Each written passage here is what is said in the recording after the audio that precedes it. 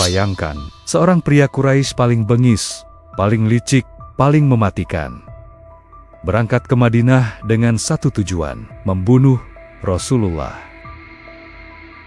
Pedangnya sudah diasah tajam. Wajahnya penuh kebencian, dadanya dipenuhi dendam membara. Dialah Umair bin Wahab.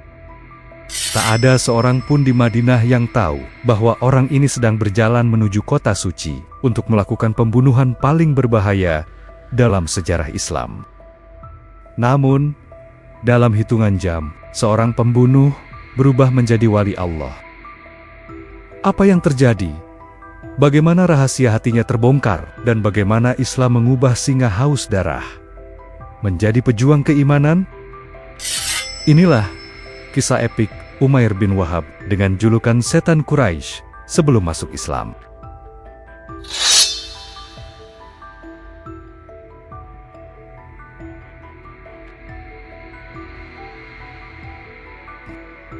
Ikuti kisah lengkapnya dalam Kisah Hikmah.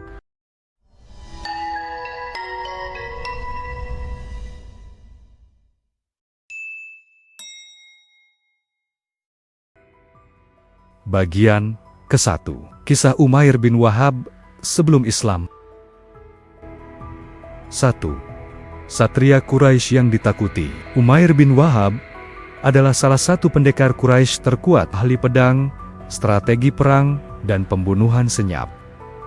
Kaum Quraisy menyebutnya setan Quraisy karena kelicikannya. Setelah Perang Badar, kaum Quraisy mengalami pukulan besar. Banyak tokoh penting mereka terbunuh. Banyak pula yang ditawan oleh kaum muslimin. Salah satu yang tertawan adalah Wahab bin Umair, putra dari Umair bin Wahab. Umair sangat terpukul. Ia adalah salah satu tokoh Quraisy yang paling membenci Islam. Sejak awal dakwah, ia aktif menyiksa kaum muslimin, menyebarkan fitnah, dan merancang berbagai makar. Suatu hari Umair duduk bersama Sofwan bin Umayyah di dekat Ka'bah. Sofwan juga sedang dirundung kesedihan. Ayahnya terbunuh di Badar. Hartanya terancam. Harga dirinya hancur. Dua pria penuh dendam ini pun terlibat dalam pembicaraan yang akan mengubah sejarah. Kesepakatan gelap. Rencana pembunuhan Nabi Shallallahu Alaihi Wasallam. Dengan suara lirih, Sofwan berkata, "Hidup ini sudah tidak ada artinya setelah Badar." Umair menjawab, "Benar! Kalau bukan karena hutang dan keluarga yang kutinggalkan, aku akan pergi ke Madinah dan membunuh Muhammad." Mata Sofwan langsung menyala. Ia berkata, "Hutangmu aku yang tanggung. Keluargamu aku jamin kehidupannya. Pergilah dan bunuh Muhammad." Dua tangan itu pun berjabat. Sebuah konspirasi besar pun dimulai. Umair segera mengasah pedangnya, melumuri dengan racun, lalu bersiap melakukan perjalanan ke Madinah. Tak ada yang tahu rencana ini, kecuali Umair dan Sofwan, atau mereka menyangka begitu. Perjalanan menuju Madinah. Dengan pedang tergantung di pinggang, Umair melaju cepat. Di sepanjang perjalanan, hatinya penuh kebencian. Yang terlintas di pikirannya hanya satu, membunuh Nabi Muhammad Shallallahu Alaihi Wasallam. Sesampainya di Madinah, ia langsung menuju Masjid Nabawi. Para sahabat yang melihat kedatangannya langsung waspada. Salah satu yang mengenal betul wataknya adalah Umar bin Khattab radhiyallahu anhu. Begitu melihat Umair, Umar berkata, "Ini musuh Allah. Demi Allah, ia datang membawa niat jahat." Umar segera menarik pedang Umair dan membawanya menghadap Rasulullah Shallallahu Alaihi Wasallam. Dialog yang menggetarkan jiwa. Rasulullah menatap Umair dengan tenang. Beliau bertanya, "Wahai Umair, apa yang membawamu ke sini?" Umair menjawab dengan alasan palsu, "Aku datang untuk mengurus tebusan anakku yang tertawan." Rasulullah tersenyum tipis.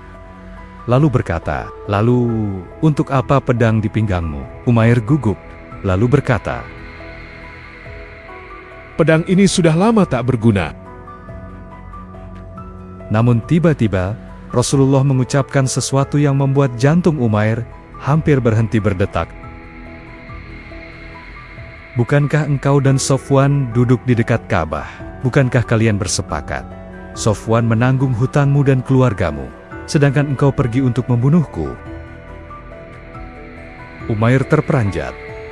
Wajahnya pucat, tak ada satupun manusia yang tahu rencana itu, kecuali Allah. Dengan suara bergetar, Umair berkata, Asyhadu alla ilaha illallah wa asyhadu anna Muhammadar Rasulullah.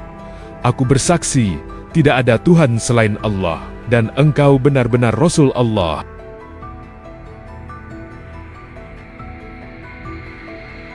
Bagian kedua, air mata taubat Umair bin Wahab. Saat itu juga, kebencian dalam hati Umair runtuh. Pedang yang dibawanya untuk membunuh, kini jatuh bersama air mata taubat. Ia berkata,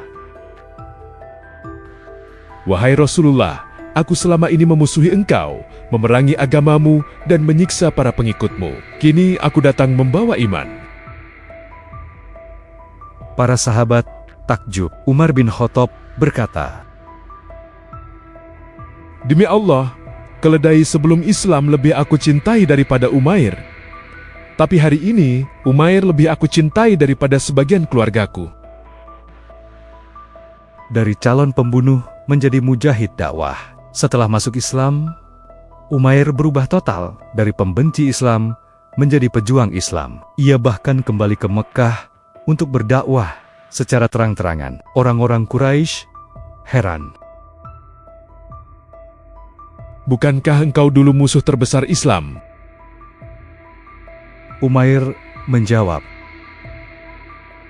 Dulu aku dalam kegelapan, kini aku hidup dalam cahaya.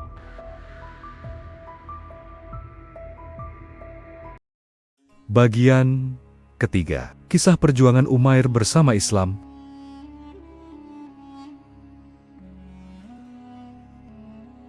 Satu, mengorbankan harga diri dan masa lalu.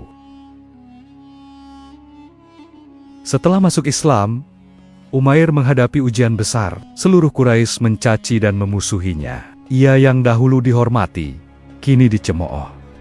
Ia yang dulu ditakuti, kini dihina. Namun Umair berkata, Aku rela kehilangan kehormatan dunia, asalkan Allah meridhoiku. ia menghapus masa lalunya yang kelam dengan taubat, amal, dan dakwah. 2. Kembali ke Mekah, mengorbankan nyawa demi dakwah. Rasulullah mengutus Umair kembali ke Mekah, bukan untuk bersembunyi, tetapi untuk berdakwah terang-terangan. Padahal Mekah adalah pusat musuh Islam. Sofwan bin Umayyah masih hidup dan penuh dendam. Ancaman pembunuhan menantinya. Namun Umair berangkat tanpa ragu. Ia berdiri di tengah Ka'bah dan berseru, Wahai Quraisy, aku bersaksi tiada Tuhan selain Allah, dan Muhammad adalah Rasulullah.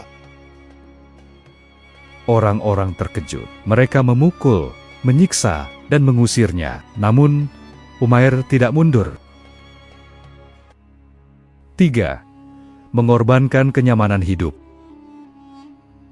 Dulu Umair hidup berkecukupan. Setelah masuk Islam, hidupnya sederhana. Ia mengorbankan kemewahan, kedudukan, kekayaan, dan kenyamanan. Ia memilih hidup keras bersama kaum muslimin. Baginya, Kenyamanan sejati adalah ketika hati dekat dengan Allah. 4. Mengorbankan rasa takut dengan terjun di medan perang.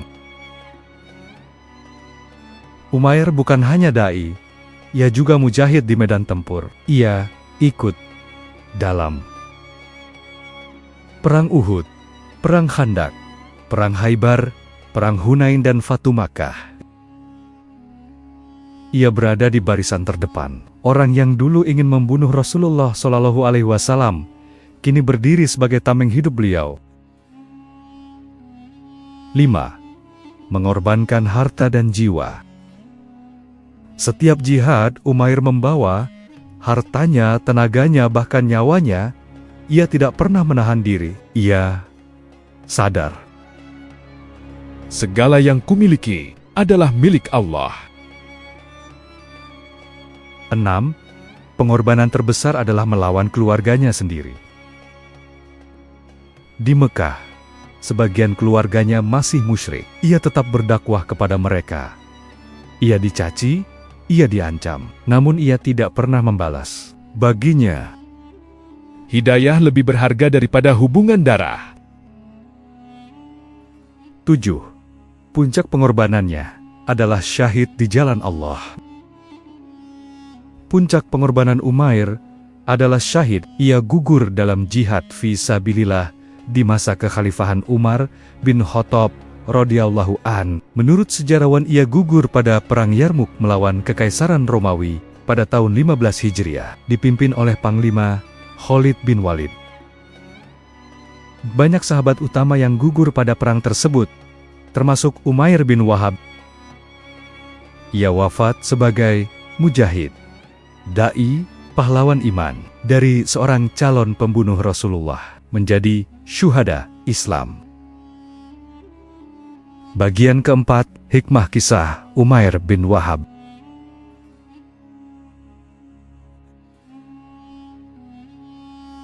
1.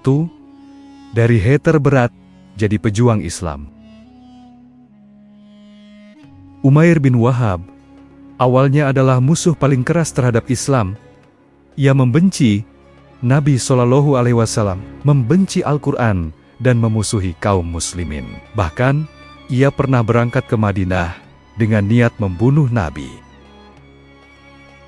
Hikmahnya adalah, tidak ada kata terlambat untuk berubah. Seberat apapun masa lalu, kita selalu bisa memulai ulang. 2. Rencana gelap yang berubah jadi cahaya. Umair bersekongkol dengan Sofwan bin Umayyah, merencanakan pembunuhan Rasulullah Shallallahu Alaihi Wasallam, tapi ketika bertemu Nabi, ia justru tersentuh kebenaran dan masuk Islam. Hikmahnya adalah, hidayah bisa datang di momen tak terduga. Kadang titik balik hidup datang saat kita berada di titik terendah. 3. Berani berubah meski dicemooh. Setelah masuk Islam, Umair dicaci, dihina, dan dimusuhi oleh Quraisy, tapi ia tetap istiqomah. Hikmahnya adalah, berani jadi diri sendiri meski beda. Tidak semua orang akan setuju dengan perubahan kita, tapi yang penting Allah ridho. 4. Dari takut mati, jadi pemberani di medan perang. Dulu Umair hanya memikirkan keselamatan dirinya. Setelah masuk Islam, ia berdiri di barisan depan jihad, mempertaruhkan nyawanya demi kebenaran. Hikmahnya adalah, keimanan melahirkan keberanian. Orang yang punya tujuan hidup akan jadi kuat mental. 5.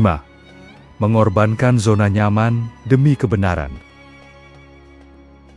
Umair meninggalkan kenyamanan, status sosial, dan harta demi Islam. Hikmahnya adalah, keluar dari zona nyaman itu penting untuk tumbuh. Perubahan besar selalu butuh pengorbanan. 6. Berdakwah meski terancam nyawa. Ia kembali ke Mekah untuk berdakwah, padahal di sana banyak musuh yang ingin membunuhnya. Hikmahnya adalah, berani menyuarakan kebaikan, meski sulit, adalah keren. Jangan takut menyampaikan kebenaran. 7. Mati syahid adalah akhir hidup yang mulia. Umair wafat dalam jihad fi sabilillah, dari calon pembunuh Nabi menjadi syuhada Islam. Hikmahnya adalah, yang penting bukan bagaimana kita memulai, tapi bagaimana kita mengakhiri hidup dengan cara terbaik di hadapan Allah. Bagian kelima, biografi Umair bin Wahab. Nama lengkap Umair bin Wahab al-Jumahi, kabilah Bani Jumah Quraisy, kunyah Abu Wahab, asal Makkah, wafat masa kekhalifahan Umar bin Khattab radhiyallahu anhu. 1. Latar belakang dan kehidupan awal. Umair bin Wahab berasal dari kabilah Bani Jumah, salah satu suku terpandang di Mekah. Ia dikenal sebagai orator ulung, tokoh Quraisy, strategi perang, penentang keras Islam. Sejak awal dakwah Nabi Muhammad, Umair berada di barisan terdepan memusuhi Islam. Ia terlibat dalam penyiksaan kaum muslimin, penyebaran propaganda anti-Islam, perencanaan makar terhadap Rasulullah. Ia adalah musuh yang sangat berbahaya bagi kaum muslimin. 2. Perannya dalam Perang Badar. Pada Perang Badar, Umair turut berperan sebagai pengamat dan analis kekuatan pasukan kaum muslimin. Ia sempat berkata, Jumlah pasukan Muhammad sedikit, tetapi mereka membawa kematian. dalam perang ini, banyak pemuka Quraisy terbunuh. Putra Umair, Wahab bin Umair, tertawan. Kekalahan ini menghancurkan mental kaum Quraisy, termasuk Umair. 3. Akhlak dan kepribadian setelah masuk Islam. Setelah masuk Islam, Umair dikenal sangat rendah hati, rajin ibadah, berani, tegas dalam kebenaran, lembut terhadap sesama muslim. Ia benar-benar menebus masa lalunya dengan amal soleh. Umair bin Wahab, dari julukan setan Quraisy menjadi pembela Islam sejati. Dulu ia datang membawa pedang, kini ia pulang membawa iman. Dari musuh menjadi pelindung Rasul, hidayah mengubah pembenci menjadi pejuang. Kisah ini mengajarkan kita satu hal besar. Tidak ada manusia yang terlalu jauh untuk kembali. Jika Allah mampu melembutkan hati Umair bin Wahab, maka hati kita pun sangat mungkin untuk berubah menjadi lebih baik. Mungkin hari ini kita masih penuh dosa, masih lalai, masih sering jatuh. Namun pintu taubat belum pernah tertutup. Jika Umair saja yang datang dengan niat membunuh Rasul, bisa Allah ubah menjadi pejuang Islam. Maka perubahan apa yang ingin kamu mulai hari ini? Tuliskan pada kolom komentar. Saksikan terus kisah hikmah berikutnya dalam Kisah Hikmah.